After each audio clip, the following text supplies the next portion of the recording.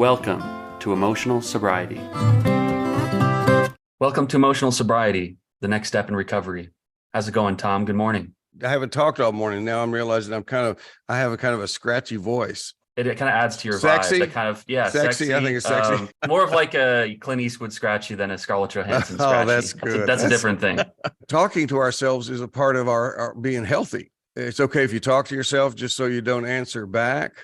You know, Well, it truly is a game changer, to realize that there is a conversation that's unfolding and that you can kind of parse the different voices and, whatever name we give to it, you have the intrapersonal. Allen's version is sort of the differentiation, right? Isn't that? Yeah. That's kind of where our if they're puzzle pieces, that's where we fit. Our stuff kind of fits together because I've just used the term separation a lot. I call it the separation method when I'm working with clients, but it is the same thing as differentiation. And Allen went to more school. He showed up for class much more than I did, so he has better words for things sometimes. I always tell people, like, I was still drinking during college and grad school. So Allen was sober and serious about his business when he was there. So I depend on him for language a lot. Yeah, well, I mean, me too. And I was in my 20s. I mean, I got my bachelor's degree at a certain point, and I was working jobs, and yet I was completely driven by the voices. And I didn't have a sense of like autonomy, I suppose, from like whatever my impulses were. Very little like emotional intelligence, for lack of a better term. Right, and I read that Eckhart Tolle quote. You're not your voices in your head. The voices in your head. You're the one listening to the voices in your head. And that was kind of the beginning of And responding. It's like, I mean, that's the thing. One of the things what I say about that little expression, it's okay if you talk to yourself just so you don't answer back. What we do here, because this is such a part of emotional sobriety, is we help people answer back. And sometimes we actually just what our parents used to call, or the teachers used to call back talk. It's like, no, you don't just because that's what's happening a lot of times before you get into this stuff and understand. You said lack of autonomy, but it's also lack of identity, because the idea if I talk about my should monster, we can, all of these are the general term form to me is saboteurs, but my addiction is one of those. The self condemnation is one. It's like, so we have these guys and they're so loud, and they when they're there, they talk nonstop. So it really is a lot of times we have not even had the experience of identifying who we are in that. I always tell people, if you doubt the power of affirmation, consider the most negative thought you have about yourself and tell me how well affirmations work. It's because they're on an endless loop type. That is one of the reasons that affirmations, like when the suggestion is, I'll get up every morning and say this to yourself in the mirror 10 times. I'll go like 10 times compared to what? I mean, compared to constantly. So you're not going to, basically we're trying to make a shift to a different way of thinking. And in order to do that, we have to set the ball rolling so that we do, first of all, discover who we are in this dialogue, and that, first of all, that it's a dialogue, and then who we are, and then we can begin to basically reinforce the differentiation. It's like it's not hard to get the concept, but what I want us to work on today is say, okay, let's talk a little bit more about how you translate that to practice and do that. I showed you the thing a little bit before we started for us to do a little dramatization here. This is something I use in my workshops, and there's two parts of it, without explaining it all, and we'll talk about it on the back end, but I'm going to just start with this. Is that okay with you? Right. And before we go, I just wanted to clarify something, which is that locating the I amidst the committee, amidst the projections, and that's a fundamental of emotional sobriety, right? Is kind of amidst the dependencies, figuring out where the I is. Consider the following cognitive monologue. I am afraid. I am weak for being afraid. I am a chicken. It's normal to be afraid. Being afraid doesn't make me a chicken. I am weak and definitely a chicken. I am confused. I am weak. I am not that abnormal. I am normal. I am the furthest thing from normal. I am pitiful. Besides being weak, I am crazy. Just listen to my thoughts. I think I'm okay. No real problem here. I'm the poster child for problem. I'm pretty sure I'm fine. Weak, no problem. What I ask in my workshop for people is this: does any of this seem normal to you? You know, are you tracking it? And most, I get a lot of nodding heads. I go like, yeah, this is, because this is a very confusing presentation. So what we're going to do before we actually explain what this is about is we're just simply going to I'm going to take this same thing, and with the very same words, we're going to translate this monologue into a dialogue. And you and I are going to play that out. You're going to play me, I guess, in this, or the main character, and I'm going to play the bully. Sounds good. I like being All the right. main character. Okay. I'm afraid. You're weak for being afraid. You are a chicken. It is normal to be afraid, and being afraid does not make me a chicken. Nope. You are weak and definitely a chicken. This confuses me. Sure, you're confused because you're weak. I don't think this is unusual. I'm not that abnormal. In fact, what I am experiencing is normal. You're the furthest thing from normal. You're pitiful. Besides being weak, you're crazy. Just listen to your crazy thinking. No, I think I'm okay. These crazy thoughts are just you insulting me. No real problem here. No problem. You're the poster child for problems. I'm pretty sure that I'm fine. Weakling. No, I don't think so. And scene. Almost word for word, that is the exact same script I read in the beginning as a monologue. And so what we've done here is what we do in the process when we're helping people differentiate and understand the difference between the I, like you're saying, the authentic self, and these messages that are actually, we say they're parts of ourselves, but a lot of these like addiction, the self-hatred, those kinds of things, we deal with them like they're parts of ourselves, but they're really just programs. These are metaphors for programs that just run. We know that they're not actual parts of our authentic self because they don't change over time. One of the things I say to people all the time is that, because people will come and they want to get rid of whatever they're seeking help for. I want to get rid of my eating disorder. I want to get rid of my alcoholism. I want to get rid of my self-hatred. Bad news and good news. The bad news is we can't get rid of it. The good news is we don't have to. Take the I pronoun away from in this case, the bully, is the way I've written this one, and own it for ourselves, and just stand in as you did in that, and you did a great job, I think, of doing it, which is you did not change me in that short play, but you just stood your ground. This is a perfect example of what we refer to as, I've heard Allen say it. I think there's actually a piece in my first book, Simple Truth, that says this: when we stand against others, we lose. When we stand for ourselves, we win. And so that this is a great example of that principle happening intrapersonally. You just stood your ground. You just held it. Now, the truth is, if we were doing therapy and you were able to do that, and I might say, how did that feel for you? You might say, fake it. I was faking it till you make it. It's like I was hard as hell to hold the position because he just kept coming at me no matter what.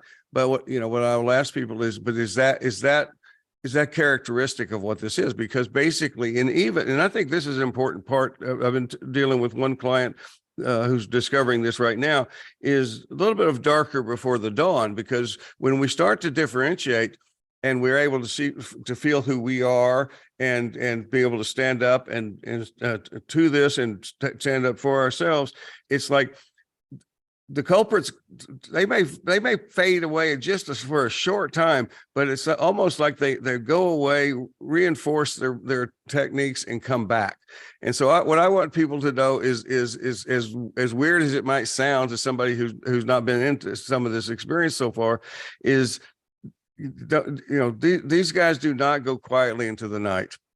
they're going to push back. And one of the things I want people to know is when you start feeling them push back, you're going to have it there. There's going to be a message in there, and it's going to come from that culprit that says it's feeling worse to you, or it's feeling stronger to you because you're not doing it right. It's like, that's not true. That's where that culprit, that saboteur is getting in your head in a new place. The truth is, when they push back, I tell my clients, that's actually maybe a strange way to do it, but that's a compliment. That means you're actually making an impact. Right. Again, There's we're a not going to point. change them. There's a point of resistance. Yeah, they object. What they object to differentiation.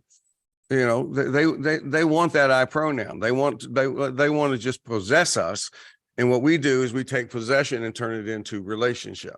And so when we can see ourselves in relationship, we're at a place where back where we started at the outset of the podcast, then we're back in a place where we can translate this concept to practice, because it's going to have to do with getting centered, practice being centered in your authentic self, living your day as much as you can, and from that place, not losing your place, not slipping back over into the possession or being possessed by the negative voices.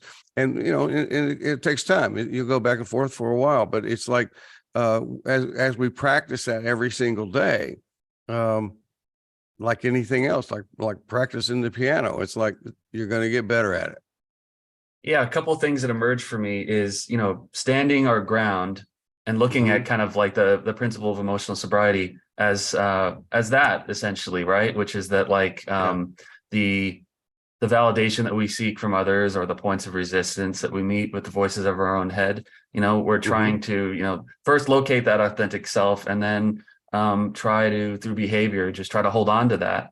And it would require, maybe the most important thing is patience as we move through this process, right? And specifically, we want some of us are pretty patient people, but we're not generally patient people with ourselves. And I think I have a feeling that's what you were referring to, as patience with ourselves.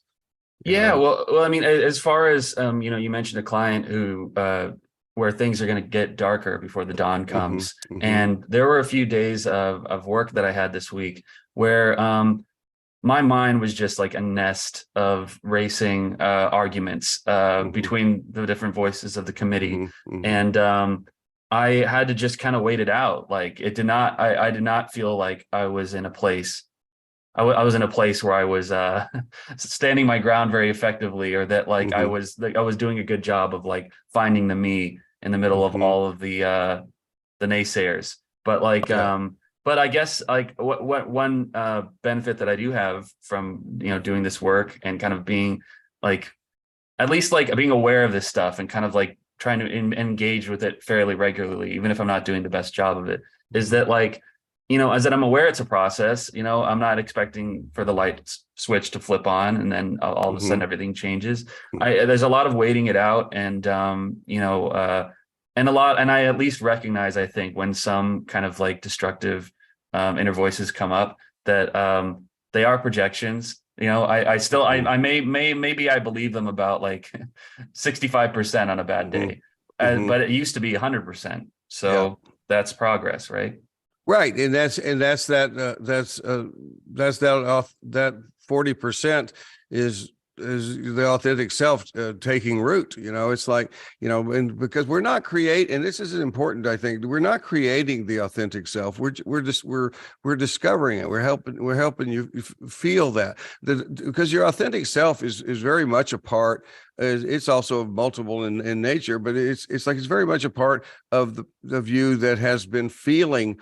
It's the feeling part of this. It's like, how bad do you feel? A lot of times when people say, how are you feeling? And I mean, there's a feeling check. Some people will say discouraged a lot. And it's and what and that's very important information, because people in this process become discouraged quite easily.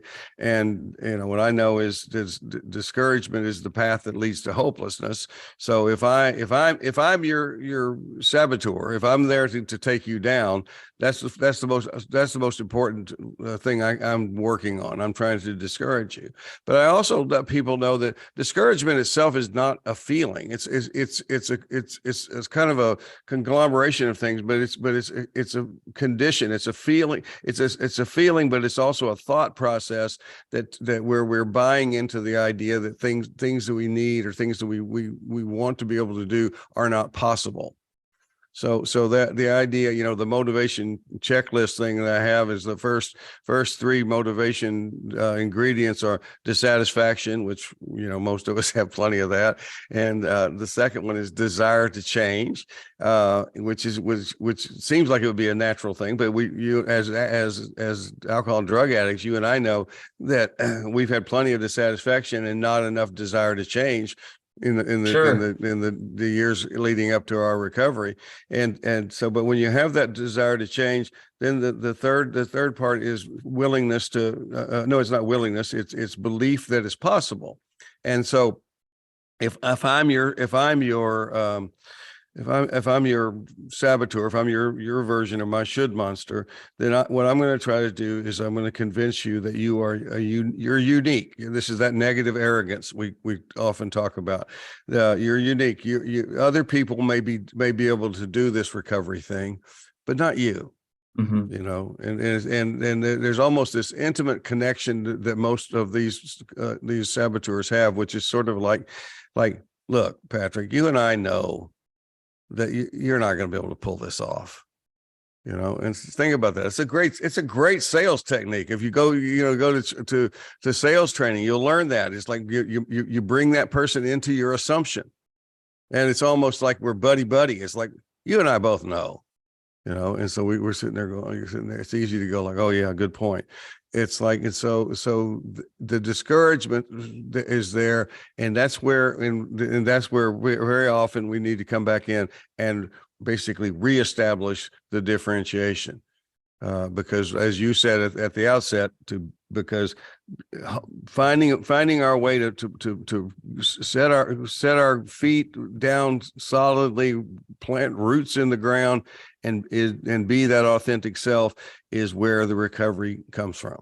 Can I bounce something off you? Mm-hmm. While we were discussing this morning, I came up with the title for this episode as the decision maker. I am at a point in my emotional sobriety journey where I struggle with passivity, or I standing up for myself without standing against another, Mm-hmm. which is something that comes up a lot in our Thursday meeting. It's very important because, to be in a frame of emotional sobriety or of differentiation, like I can get to the point where I'm not explosively, trying to dominate and control, on a good day, everything Mm-hmm. around me. But maybe I'm also kind of struggling to find the words to articulate, you know what I mean? Like the flip Mm-hmm. side of that.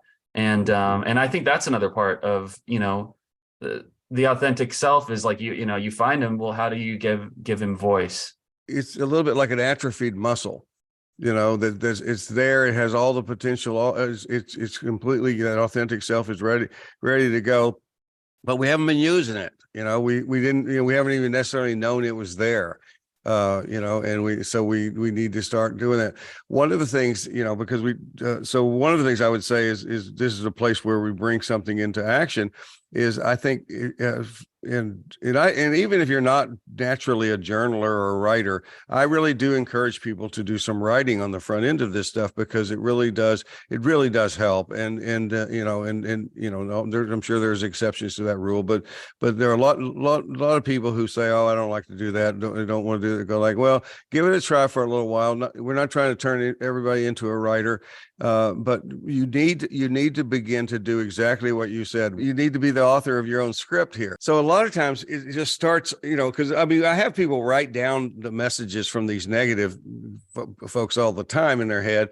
but it's not because we're going to change them. It's just so you can recognize the difference. So that, so that if, at the very beginning in my earliest recovery, so I needed to know when that it was the alcoholism talking and not me. And later in terms of self-condemnation, I needed to know when it was that should monster and not me. And because even though for people on the outside looking in, we can usually identify those things for other people pretty easily, but it's sometimes I'll put my hand right up against my face and ask the question, who between us both, who can describe my hand the best? We're too close. And so yeah, so for, and I appreciate what you're saying too about the fact that after you're in recovery and you in the early part of the recovery, a lot of the blatant stuff is kind of resolved. It doesn't mean it can't come back, but it's like you're not being the asshole you could have been and you have been in the past. You're no longer completely ignorant of what you're doing. You're definitely buying into this part of the program that says I want to be responsible for myself, and that means take care of myself, but also means being responsible to other people. What sort of a guiding central principle you want your authentic voice to live by? The person that I see most every day, that I have the most FaceTime with, is my partner, my girlfriend who lives with me. I want to give her everything that she wants, but sometimes our interests butt up against each other, and it's every relationship I've ever had, there's been a struggle to lose myself, and like you said, physical sobriety and just kind of like putting yourself in the race where you're actually like conscious enough to look at it and to make better, clearer choices. I've done that work, but I think I'm just at the kind of outset of like the game of like stick to my point of view, articulate my point of view, and without as much fear about how it's going to be received. And mind you, this isn't me trying to give myself a license to be a prick. It's just like, how do how can I just be more transparent about my point of view when it comes to like a rash of of things that like where conflict can emerge, because we're two different people who look at the world in different ways, and those aren't always going to congru. What you said about your history would mean that and correct me if I'm wrong, but would mean that one of the fears that you have moving into a relationship in which there's intimacy and closeness is because you have in the past lost yourself, you're afraid of losing yourself. So which sets up a defense that basically when it's not moderated, it does put us into old behaviors, because and our partners may not appreciate that at the time, but the truth is that's not just being motivated by being a prick. That's a genuine fear that you have. Now it's not her responsibility. It's your responsibility, and that's what you're trying to find. But because I grew up with a dad that basically just handed his self and his soul over to my mom. So I grew up watching somebody give themselves away like that. So I had a lot of fears about that, and as a result, it was really hard for me to. And I think this is kind of what you're describing. Is hard for me to stay in that place where I'm being quieter, more empathic. Just listening and even letting somebody else kind of lead the way, because it was like the voice would go like, you're being like what we just read, you're being weak. Sure. Well, that gives me hope, because I mean, obviously you've been, doing this very like wonderful marriage for years, not without its complexity and challenge, of course, but like, with that kind of baggage, for lack of a better term, and the fear, my parents have a terrible relationship, and I talk to my mom almost every day, and the kind of specter of like, I do not want to be them is like hanging over, every interaction I have with my girlfriend. And I try to tell her that, just be open about it and just be like, look, this is like, these are the models that I grew up with, and you've seen them, and it's fucking terrible. And so I I'm hoping if I can bring that out into the light, then, I can maybe do something more productive with it than just be Well, afraid of it. yeah, a lot of people use this internally, and you're doing is you're actually including her in this part. To me, as long as we understand that whatever we got from our parents is there, I mean, the danger is denying it, thinking that because we didn't like it, we had the ability to block it out. It's like no, there, I heard one of my favorite writers and authors, Sheldon Kopp, who was a psychotherapist, who wrote one of his books was "If You Meet the Buddha on the Road, Kill Him," and the other one was just called "Back to One." But I heard him speak one time, and he delivered this line in such a beautiful way. He said, for all of you who fear that your parents are inside you, he says, relax, they are. And ever since you shared that with me, I've definitely like, I think of that now, that yeah, like, well, hey, the yeah. fix is in. Well, So, you can imagine the response from the audience when Sheldon Cobb said that was it was just this we had this unanimous groan. Oh, it's like it was, but the point he's making, and this is the point. This is definitely an emotional sobriety tenet. It is the idea that we have one of we don't get to control much, but we control ourselves. And it's not just how we respond to other people, but that's important. But we also get to respond to our intrapersonal interactions as well. And it's like so this is what when some of Carl Jung's stuff would have been some of the negative, not all of my parents, because there's some positive things about our parents that we like and that we took on for ourselves too. But the dark side, the negative parts of our parents are become a part of what Jung would call the shadow. We don't get rid of the shadow. We just need to be aware of it. And those of us who are in recovery, if you're I think it's a little bit harder for people who aren't first in recovery from a behavioral thing like addiction, like substance addiction, or because basically we have a working model for how to live with something and not and know that it's not going away, to let go of the need for it to go away, because talk to any of us to say do you still have it? Is that potential still in you to pick up a drink? And like, yeah, yeah, of course. And absolutely it is. I was gonna ask you because I'm sure this comes up a lot, like broadening this idea of the committee and the voices. We had that monologue or that kind of that duel between the two inner voices. And it is like, I mean, in an addiction framework, that's real easy to parse, because the voice that's speaking to us is usually the one that's trying to drive us to do Right. do some drugs or something. But like for people that don't have addiction issues, like how does this dynamic manifest, or how can it manifest in your experience?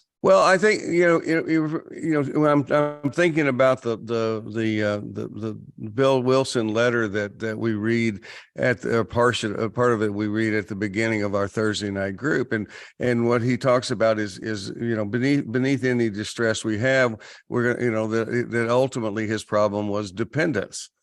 So it is, to me, I believe that addiction is really one of the best metaphors for the human condition. It's like we can't forget about it being a diagnosable thing. We're not worried. The only, as far as I'm concerned, the only need for diagnosing anything is just in terms of practically getting the problem definition correct, so we know how to work on solving it. And so the idea is, in one way, I just think we're all addicts. We're addicted to different people or different things. So it's like I just set people to thinking in terms of where is that attachment for you? What are the things that scare the holy hell out of you when you think about letting go?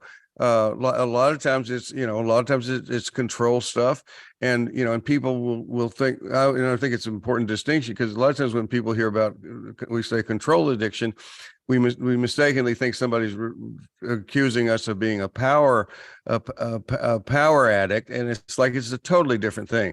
I always tell people, and people will get this immediately. No, control addiction is purely based on fear, straight ahead fear. We're just trying to control something because we feel so out of control. Well, it's like in Allen's book, right? The emotional support versus self-support Yes. of emotional sobriety. Mm-hmm. And does that spring from, in a sense, just the knowledge that the environment is it's not anything that's steady or stable, or it's nothing that can't, even if we wanted to, which we do, depend on it. It's not dependable in the sort of way that will sustain us through thick and thin, in the way that Mm-hmm. self-support, Mm-hmm. if we really cultivate it,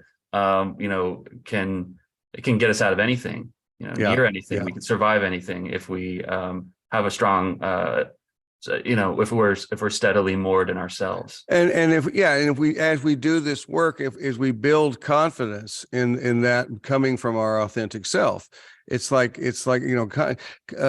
confidence based on experience, and not just confidence based on I think I can do it, but this is one of the reasons that basically going through difficult things in the process of recovery, these things are not just obstacles that are somehow a bad thing. They're how we learn.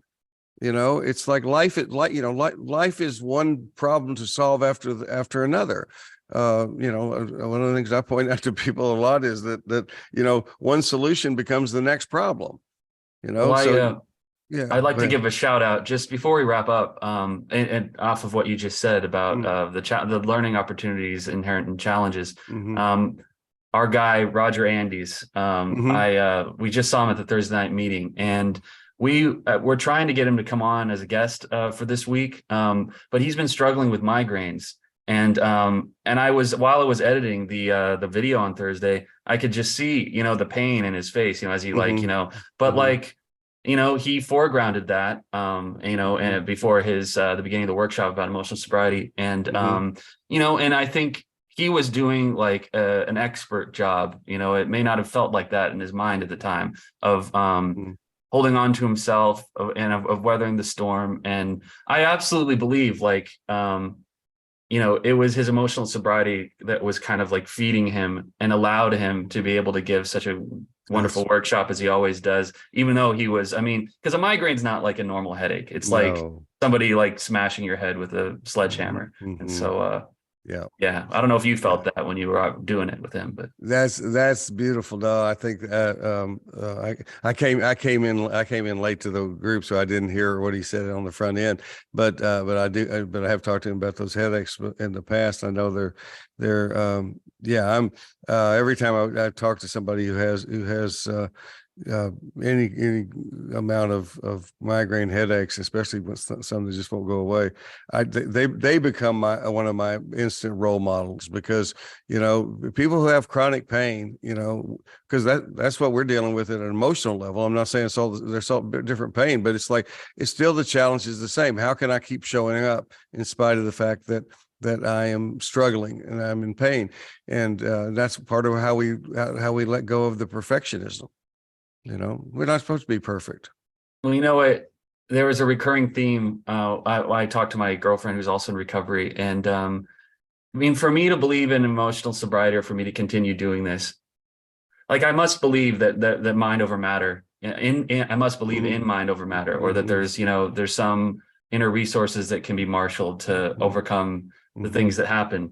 And I think, like, for reasons that are entirely understandable, there's a lot of skepticism about that. Like, like maybe things just haven't gotten bad enough yet. You'll lose it. You'll let the environment dictate, your center of gravity. You just wait for a bad day. It's like you always say, anybody could have a good day on a good day. Yeah. But just think about, like, this may sound like a ridiculous analogy, but like Nelson Mandela, right? He was in jail for 27 years, and he didn't call it emotional sobriety. I'm sure that he was able to hold on to himself and kind of like be waiting in the wings to, like, to lead this country out of, out of this horrible situation. But, like, I don't know what else to call it, that somebody could weather a situation like that and hold on to their kind of, humility and compassion, so exquisite. Well, it's what you said at the beginning, holding on to that authentic self.